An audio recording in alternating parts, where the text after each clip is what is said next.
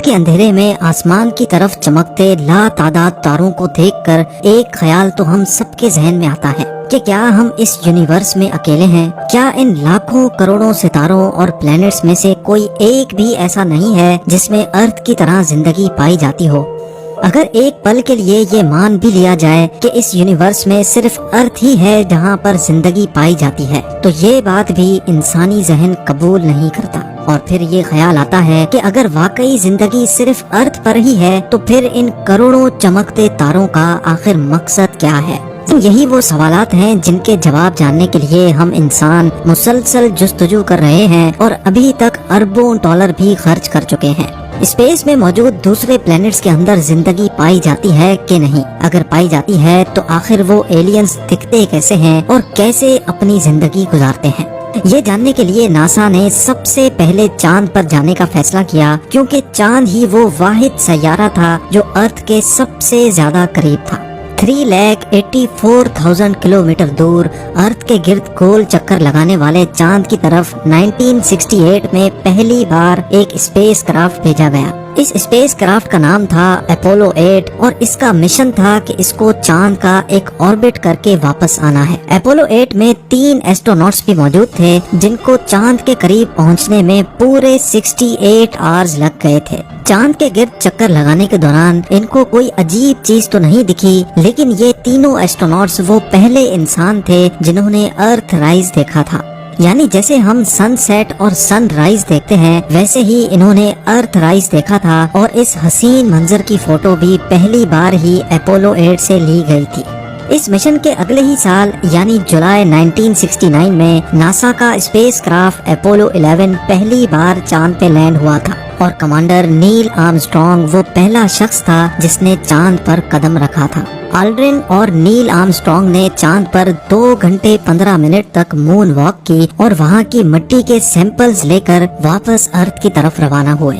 NASA का कहना है कि क्योंकि चांद पर ना ही हवा चलती है और ना ही वहाँ ऑक्सीजन है, इसी वजह से आज भी वहाँ एस्ट्रोनॉट्स के जूतों के निशानात मौजूद हैं। नासा के मून मिशन के दौरान तो किसी को भी एलियन नजर नहीं आए, लेकिन चांद के गिर्द घूमने वाली सैटेलाइट जो मुसलसल हमें चांद की फोटोज भेजती है, उसमें काफी कुछ देखा जा चुका है।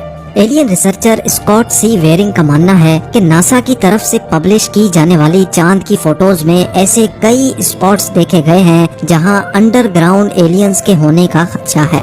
उन्होंने नासा की तरफ से पब्लिश की जाने वाली फोटोज में चांद पर एक ऐसे स्पॉट की निशानदेही की जिसमें एक अजीबो गरीब किस्म की बिल्डिंग नजर आ रही। स्कॉट का मानना है कि ये चीज चांद पर दिखने वाली बाकी तमाम चीजों से काफी ज्यादा मुख्तलिफ है और ये किसी भी तरह से नॉर्मल नहीं लगती।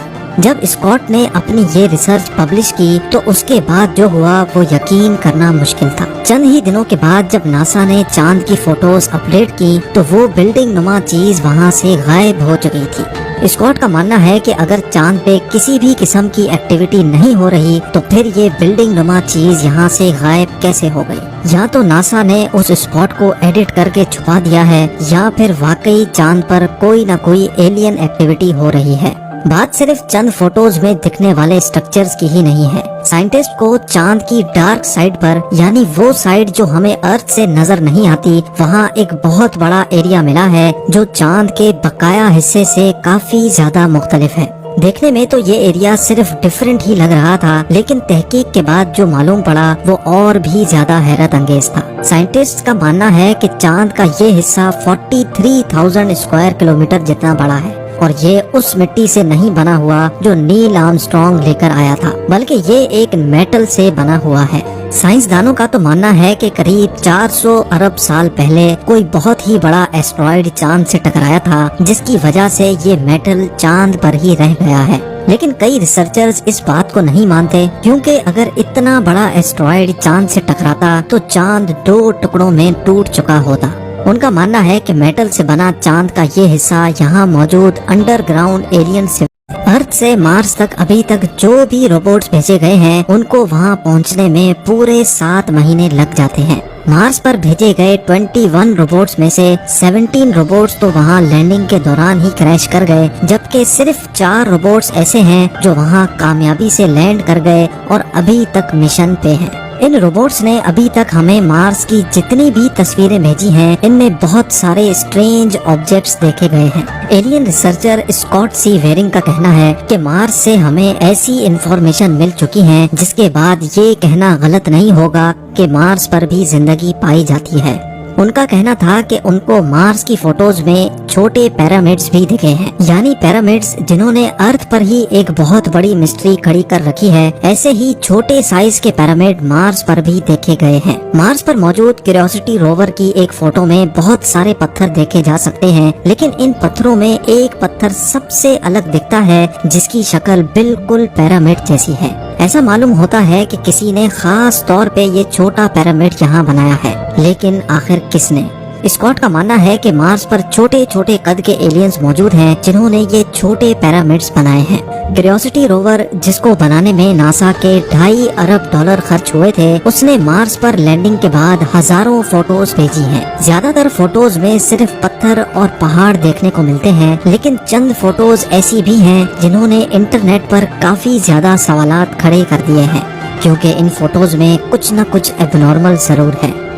इन फोटोज में से सबसे ज्यादा फेमस होने वाली फोटो 1976 में वाइकिंग 1 ने कैप्चर की थी, जिसमें मार्स पर एक बहुत बड़ा फेस देखा जा सकता है। या तो ये एक इत्तेफाक है, या जैसे एंशिएंट इजिप्शियंस बड़े बड़े स्टैचूज बनाया करते थे, वैसे ही एलियंस ने भी ये यादगार स्टैचू मार्स पर बनाया है। इस फोटो पर नासा का कहना है कि ये मार्स पर मौजूद एक बहुत बड़ा पहाड़ है जिस पर लाइट पड़ने और शेडोज बनने की वजह से ये एक शक्ल दिख रही है।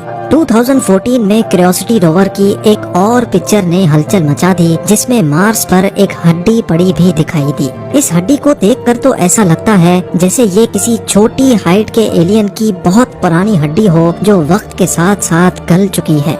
नासा के मुताबिक ये कोई हड्डी नहीं है, बल्कि ये एक पत्थर है जिसकी शक्ल तेज हवाओं की वजह से हड्डी जैसी हो चुकी है। चले ये मान भी लेते हैं कि ये हड्डी नहीं है, लेकिन 2016 में मार्स से आने वाली इस फोटो में तो एक पूरी खोपड़ी भी देखी गई।